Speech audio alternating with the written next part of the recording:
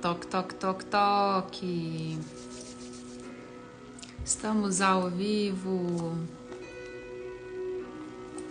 Boa noite. Como vocês estão? Como é que tá o coração aí de vocês? Quem tem problema de coração aí? Eu não sabia que eu tinha dificuldade não, hein? Coração fervendo. Mas vai dar certo, não é? Boa noite a todos. Vamos para o dia 37 de leitura. 37 lives, quase terminando o livro de 42 capítulos.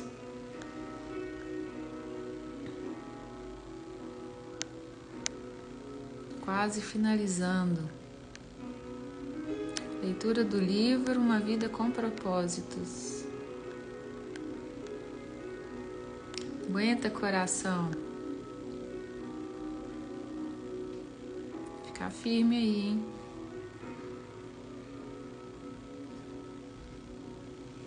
Fixar aqui o comentário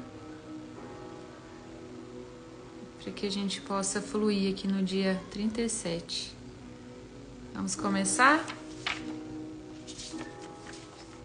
Para depois a gente poder comemorar, não é? Para a gente ter recompensa após.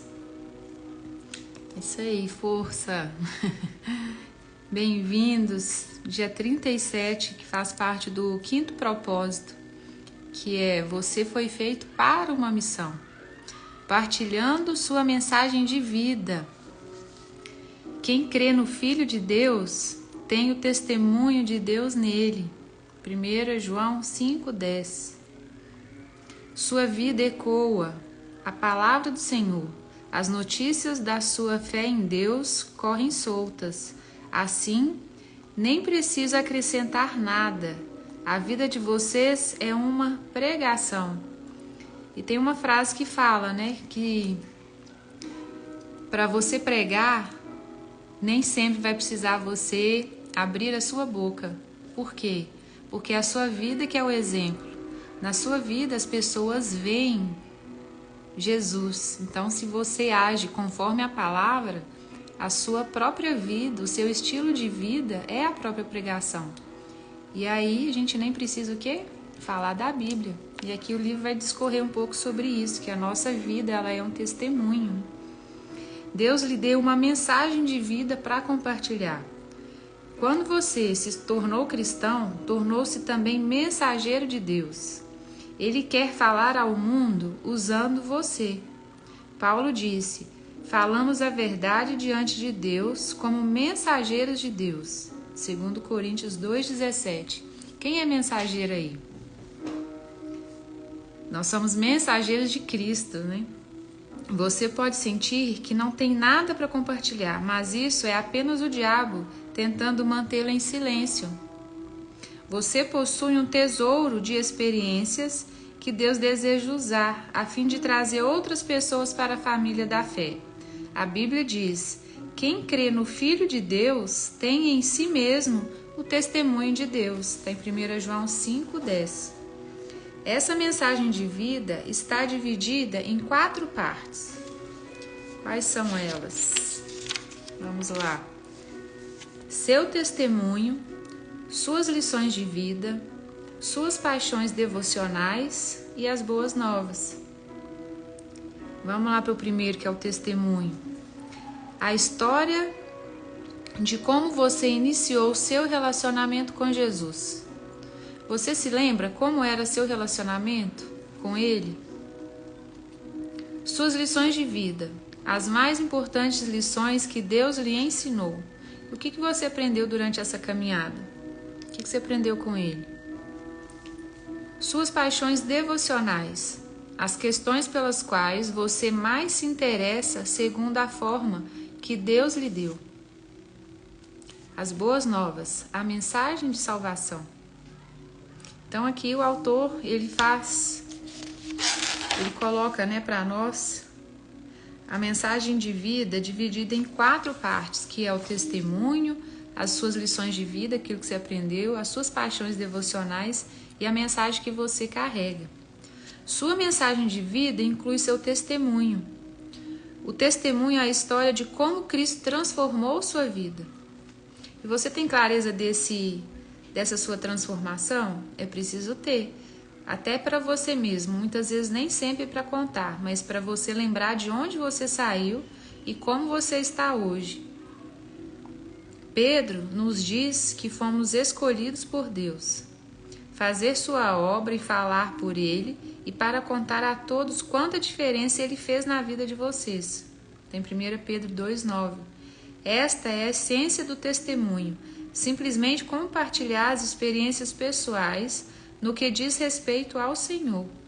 Em um tribunal, não se espere que a testemunha debata o caso, comprove a verdade ou insista em determinado veredito. Esse é o trabalho dos advogados. A testemunha simplesmente conta o que lhe aconteceu ou o que viu. Jesus disse: vocês serão minhas testemunhas. E aí quem é do direito, vai entender exatamente essas palavras, quando fala de testemunho. Está em Atos 1:8. Então vamos de novo. Jesus disse: vocês serão minhas testemunhas e não vocês serão meus advogados. Ele quer que você conte sua história aos não cristãos. Dar testemunho é uma das principais tarefas de sua missão neste mundo, porque é algo único. Não há outra história exatamente igual à sua, então somente você pode contá-la. Se deixar de compartilhá-la, ela perderá sua importância. Você pode não ser um mestre da Bíblia, mas é uma autoridade quando se trata de sua vida. Até porque é difícil argumentar com a experiência pessoal. Na verdade, seu testemunho pessoal é mais eficaz que um sermão, porque os não cristãos veem os pastores como verdadeiros profissionais, mas veem você como um cliente satisfeito. Logo, vão lhe dar mais credibilidade. É mais fácil relatar histórias pessoais que explicar princípios. Quem tem dificuldade de explicar princípios pode falar da sua própria vida. E as pessoas gostam de ouvi-las. As histórias captam a atenção e ficam em nossa memória por mais tempo.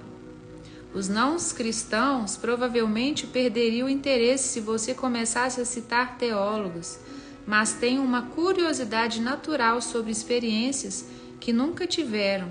Histórias compartilhadas criam uma ponte de relacionamento pela qual Jesus pode atravessar do seu coração para o delas. Olha que interessante. Muitas vezes as pessoas que vão chegar perto de você, elas não vão querer saber exatamente sobre a Bíblia, porque às vezes existe algum preconceito e muitas vezes elas não querem saber de filósofos, de teólogos. Então o que vai acontecer? Quando você dá o seu testemunho de vida, isso chama atenção a elas. A sua vida pode ser uma ponte para que Jesus possa ser mostrado a elas, pode ser apontado.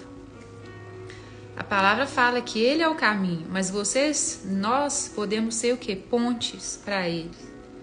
Outra vantagem do testemunho é o fato de ele contornar as defesas intelectuais. Muitos céticos que não aceitam a autoridade da Bíblia escutarão sem resistência uma modesta história pessoal. Foi por isso que em 6 ocasiões distintas Paulo usou seu testemunho, em vez de citar as Escrituras. A Bíblia diz: estejam sempre prontos para responder a qualquer pessoa que pedir que expliquem a esperança que vocês têm. Porém, façam isso com educação e respeito. A melhor forma de estar pronto é escrever nosso testemunho e não memorizar os pontos principais. Divida-os em 4 partes. Quais são elas? Como era minha vida antes de conhecer a Jesus? Como percebi que precisava de Jesus? Como comprometi minha vida com Jesus? A diferença que Jesus faz em minha vida. Então, definir esses 4 pontos é importante para que a gente possa clarificar, em nós mesmos a história que a gente quer passar ao outro. Porque se a gente tem esses 4 pontos, a gente consegue levar essa mensagem com mais ênfase, né? Vamos falar assim, com mais clareza. E a nossa história, ela vai inspirar pessoas. Por mais que muitas vezes ela não tenha curiosidade sobre a Bíblia, ela vai ter curiosidade sobre a nossa vida, sobre aquilo que a gente acredita, e elas vão querer ouvir. Você com certeza tem muitos outros testemunhos para dar, além do relato de sua salvação. Você tem uma história para cada experiência em que Deus o auxiliou. Faça uma lista de todos os problemas, circunstâncias e crises nos quais Deus interveio a seu favor. Então, seja sensível e utilize o relato que melhor se relacione com a situação do seu amigo não cristão. Situações diferentes pedem testemunhos diferentes. A gente tem que ter sabedoria, né, com aquela pessoa que está no nosso caminho. Então, se a gente percebe que é uma pessoa mais cética, então o nosso próprio testemunho vai fazer sentido, né, na vida dela, ao invés de a gente falar muito sobre as escrituras, porque aí ela não vai valorizar, ela coloca ali, né, um bloqueio em relação àquela mensagem. A mente dela já está cauterizada, né, em relação a isso. Sua mensagem de vida inclui as lições de vida que você aprendeu. A segunda parte de sua mensagem de vida são as verdades que Deus lhe ensina, a partir de suas experiências com Ele. Trata-se de lições e discernimentos que você continuamente aprende sobre Deus, envolvendo relacionamentos, problemas, tentações e outros aspectos de vida. Davi orou: ó Eterno, ensina-me lições de vida, para que eu possa permanecer no curso. Está em Salmo 119, 33. Então, o que o autor nos faz aqui, né? Ele fala para que nós clamemos ao Senhor, para que Ele nos ensine, não dê essas impressões, não dê essas experiências, para que a gente registre isso e fique o quê? Cravado no nosso coração, para que a gente possa fluir, né, na vida das outras pessoas com clareza. Infelizmente, é comum não aprendermos nada com o que nos acontece. Olha isso. Sobre os israelitas, a Bíblia diz: em várias ocasiões, Deus os resgatou, mas eles nunca aprenderam, até que finalmente foram destruídos por seus pecados. Está em Salmos 106, 43. Você provavelmente já conheceu pessoas assim. E quanto é frustrante, né, a gente pensar que a própria pessoa, por teimosia, ela continuou seguindo aquele caminho de pecado, aquele caminho de trevas. E como é mais fácil a gente aprender com o outro, se a gente fala de algo, se a gente fala da luz, né, a gente vê nessas próprias eleições, né, muitas pessoas resistentes com as ideologias totalmente distorcidas, e elas não querem nem ouvir o que a gente tem para falar. Elas fogem, inclusive, fogem de grupos, elas te bloqueiam, elas não resistem àquilo que você fala. É impressionante. E aí a gente vê como que é a questão da luz mesmo, né? Por que que eles continuam nesse caminho? Porque eles não se deixam ser iluminados. Embora seja sábio aprender com nossas experiências, é mais sábio aprender com as experiências dos outros. Não há tempo suficiente para aprender tudo na vida por tentativa e erro. Vocês já imaginaram se nós aprendêssemos tudo errando, acertando e errando, de forma empírica, né? Aquilo que é tudo de forma comprovada? A gente não teria tempo. A gente só tem 120 anos que o nosso Espírito habita em nós. Só por 120 anos, não tem como a gente não aprender com o outro. A gente precisa aprender com o outro para que a gente possa encurtar esses caminhos que a gente precisa chegar. Porque senão nós não vamos chegar. A gente precisa do outro. A gente precisa ser sábio para aprender o caminho com o outro. Aquele que já percorreu e sabe nos ensinar. E a gente tem que tirar o quê? Tirar nosso orgulho e caminhar com eles. Devemos aprender com as lições de vida dos outros. A Bíblia diz: quando alguém está querendo aprender, o conselho de uma pessoa experiente vale mais do que anéis de ouro ou joias de ouro puro. Tem Provérbios 25, 12. E em Provérbios também diz, né, que na multidão de conselheiros há o quê? Sabedoria. A gente precisa ouvir das pessoas os conselhos, né, daquelas que a gente dá crédito, né, a gente sabe, né, que elas têm frutos, que elas estão no caminho, para que a gente possa receber disso também. E é sábio fazer isso. Escreva as principais lições de vida que você aprendeu, para que possa compartilhá-las com os outros. Devemos ser gratos a Salomão por tê-lo feito, pois ele nos deu os livros de Provérbios e Eclesiastes, que estão repletos de lições práticas para a vida. Imagine quantas frustrações poderiam ser evitadas se aprendêssemos a extrair lições de tudo que acontece com as pessoas que nos cercam.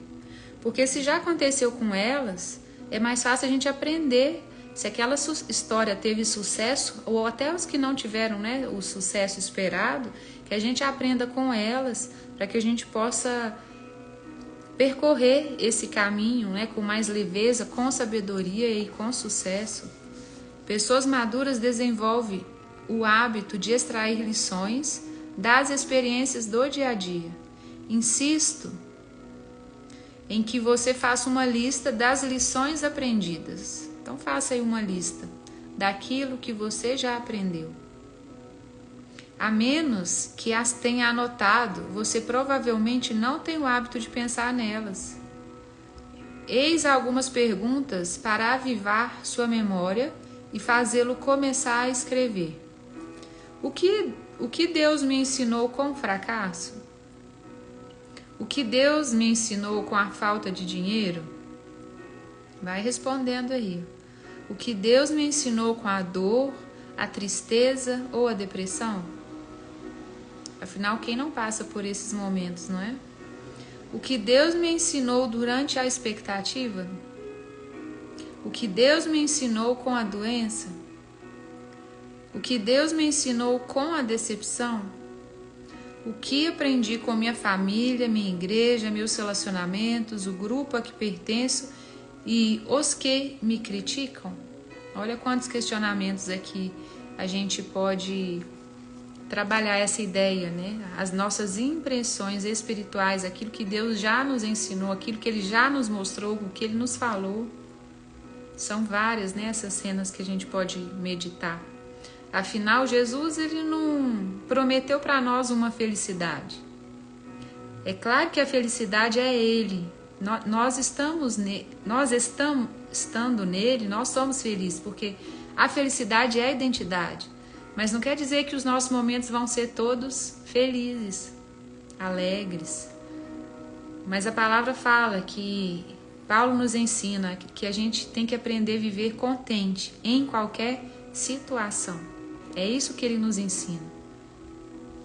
Não que nós, né, teríamos uma vida feliz. A felicidade é Ele, é estando nele, independente do que eu passo. Sua mensagem de vida inclui compartilhar sua paixão pelas coisas de Deus. Nosso Deus é um Deus apaixonado. Ele ama apaixonadamente algumas coisas e apaixonadamente detesta outras. À medida que você se torna íntimo do Senhor, Ele o faz sentir uma paixão por algo que realmente importa para Ele, de modo que você possa ser seu porta-voz no mundo. Pode ser uma paixão por um tipo de problema, por um propósito, por um princípio ou por um grupo de pessoas. Seja o que for, você se sentirá compelido a falar a esse respeito e a fazer o que estiver ao seu alcance para mudar a situação. Você não consegue deixar de falar a respeito das coisas que mais lhe despertam interesse. Jesus disse: o coração do homem determina o que ele fala. Tem Mateus 12:34. Temos na Bíblia 2 exemplos disso. Davi, que declarou: o grande interesse que tenho por ti e pela tua casa arde como uma fogueira dentro de mim. Está em Salmos 69:9. E Jeremias, que disse: a tua mensagem queima como fogo em meu coração e em meus ossos. Não posso me manter em silêncio. Está em Jeremias 20:9. Deus concede a algumas pessoas o ardor para defender uma causa Quem ficou com um ardor no coração aí nesse período eleitoral? Só pra gente... Eu falo que o meu coração, ele tá com tanta dor que eu falo, ou eu não sou crente, porque eu não estou descansando no Senhor, ou existe uma causa nobre dentro de mim relacionada à política, porque meu coração queima de verdade. Sério. É quase sempre um problema que foi sentido na pele. Pois é, Jô. Você não é crente não, Jô. Você é igual a mim, viu, Giovana? Meu coração, de verdade, meu coração nunca queimou dessa forma. Eu fiquei com medo até de... Não procurei médico, né? Fazia respirações profundas, meditava na palavra, mas meu coração ainda não se acalmou. Meu coração está literalmente, sabe? Eu consigo ver ele assim, a energia dele. Então vamos aguardar, né, os próximos capítulos. Porque muitas vezes aquilo que a gente sente, né, é aquilo que é o nosso propósito. Amém, Adriana. Em nome de Jesus, nós cremos. A diferença, ela tá pequena, né? Mas nós vamos conseguir, né? O Senhor conseguirá por nós. É quase sempre um problema que foi sentido na pele. Violência, vício, esterilidade, depressão, doença ou alguma outra dificuldade. Às vezes, ele faz as pessoas sentir um impulso para falar em nome de grupos que não podem falar por si mesmos. Os que ainda não nasceram, os perseguidos, os pobres, os encarcerados, os maltratados, os desfavorecidos e os que não tiveram direito à justiça. A Bíblia está cheia de orientações para defendermos os indefesos. E a gente viu, né, nessa política como que as injustiças aconteceram. Por isso que eu falo que o nosso coração queima, né?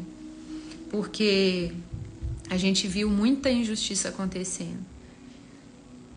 E muitas vezes, né, o lado de lá, ele até tem uma causa nobre, mas eles estão com as pessoas erradas. Às vezes eu escuto, né, pessoas que estão do lado de lá que falam uma causa nobre, é por amor, é por isso ou por aquilo, são pelos pobres. Eu falei assim, então é exatamente por isso.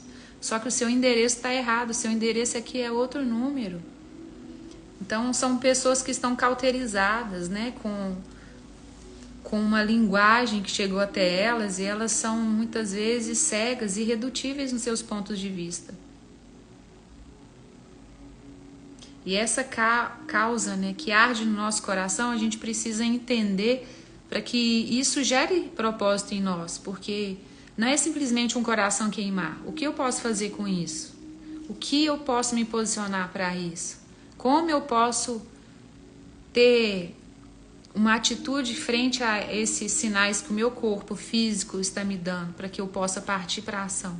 Não é simplesmente sentir e pronto, esperar passar, não é isso. É que tem algo ali me despertando para algo que eu preciso fazer, algo sendo gerado em mim. E Deus fala como? No nosso coração. Deus usa pessoas apaixonadas para promover o reino aqui. Precisa desse nosso ardor, por essa paixão, né? Para que a gente possa executar, porque é isso que vai nos levar, é esse o propósito, é isso que faz com que a gente avance. É por isso, é por uma causa, porque senão eu vou me levantar para quê? Eu vou trabalhar para quê? É por uma causa. E Deus, Ele coloca isso em nós. Ele poderá fazê-lo apaixonar-se pelo trabalho de implantar igrejas, fortalecer famílias, financiar traduções da Bíblia ou treinar líderes cristãos. Você pode ter recebido de Deus a paixão por alcançar determinado grupo de pessoas com o Evangelho. Homens de negócios, adolescentes, estudantes estrangeiros, jovens, mães ou aqueles que praticam determinado esporte ou lazer. Se você pedir a Deus, Ele fará seu coração arder por algum país ou por algum grupo étnico específico que precise desesperadamente de um vigoroso testemunho cristão. Deus nos concede diferentes paixões a fim de que se concretize tudo que Ele quer que seja feito no mundo. Você não deve esperar que alguém se entusiasme por sua paixão. Em vez disso, devemos ouvir e valorizar as mensagens de vida uns dos outros, porque ninguém tem tudo para dizer. Jamais menospreze a paixão que Deus concede a outra pessoa. A Bíblia diz: é bom sempre ser zeloso pelo bem, e não apenas quando estou presente. Está em Gálatas 4,18. Sua mensagem de vida inclui as boas novas. O que são as boas novas? As boas novas revelam como Deus justificou a humanidade. Isso tem seu início e fim mediante a fé. Está em Romanos 1,17. Deus estava com Cristo, reconciliando o mundo consigo mesmo, não levando mais em consideração o pecado das pessoas contra ele. Essa é a maravilhosa mensagem que ele nos deu para anunciar aos outros. Está 2 Coríntios 5,19. As boas novas consistem nisto: quando confiamos na graça de Deus para nos salvar, pelo que foi realizado por Jesus, nossos pecados serão perdoados. Passamos a ter um propósito para viver e nos é permitido um futuro lar no céu. Existem centenas de ótimos livros que ensinam a pregar as boas novas, mas nem todo o treinamento do mundo vai motivá-lo a testemunhar de Cristo enquanto você não tiver assimilado as 8 convicções expressas no capítulo anterior. O mais importante é que você aprenda a amar os perdidos tal como Deus os ama. Deus nunca criou uma pessoa por quem não sentisse amor. Todos são importantes para Ele. Quando Jesus estendeu os braços na cruz, Ele estava dizendo: eis o tanto que eu os amo. A Bíblia diz: pois o amor de Cristo nos constrange, porque estamos convencidos de que um morreu por todos. 2 Coríntios 5,14. Sempre que você se sentir apático sobre sua missão no mundo, passe algum tempo pensando no que Jesus fez por você na cruz. Não dá para ignorar esse fato, né? E aqui ele dá uma dica: se você está apático, lembre-se daquilo que Deus fez por você. O que Jesus fez na cruz por você? Você deve se preocupar com os que ainda não creem, porque Deus se preocupa. O amor não lhe dá outra escolha. A Bíblia diz: no amor não há medo. O amor que é totalmente verdadeiro afasta o medo. 1 João 4,18. Um pai se lançaria para dentro de um prédio em chamas a fim de salvar o filho, porque o amor por aquele filho é maior que o medo. Se você tem medo de compartilhar o Evangelho de Deus com aqueles que estão ao seu redor, peça a Deus que encha seu coração de amor por essas pessoas. A Bíblia diz: Deus não quer que ninguém se perca, mas que todas as pessoas mudem seu coração e sua vida. Está em 2 Pedro 3,9. Sempre que encontrar alguém que não conhece Jesus, você precisa começar a orar por ele, servindo-o em amor e compartilhando as boas novas. E, enquanto existir uma única pessoa em sua comunidade que não faça parte da família de Deus, sua igreja precisa insistir em buscá-lo. A igreja que não quer crescer está dizendo ao mundo: vocês podem ir para o inferno. O que você está disposto a fazer para que as pessoas que você conhece possam ir para o céu? Convide-as para ir à igreja ou para participar de seu grupo. Conte sua história, presenteie-as com este livro, leve-as para jantar, ore por elas diariamente até que sejam salvas. Seu campo missionário está ao seu redor. Não perca as oportunidades que Deus está lhe dando. A Bíblia diz: aproveitem o máximo das suas oportunidades para contar a boa nova aos outros. Sejam sábios em todos os seus contatos com eles. Está em Colossenses 4:5. Alguém irá para o céu por sua causa? Olha essa pergunta. Reflitam e meditem nessa pergunta. Alguém irá para o céu por sua causa? Será que alguém no céu poderá dizer: eu gostaria de lhe agradecer? Estou aqui porque você se importou o suficiente para me falar do Evangelho? Imagine a alegria de encontrar no céu pessoas que você ajudou a chegar lá. A salvação eterna de uma única alma é mais importante que tudo o mais que você possa conseguir na vida. Somente as pessoas vão viver para sempre.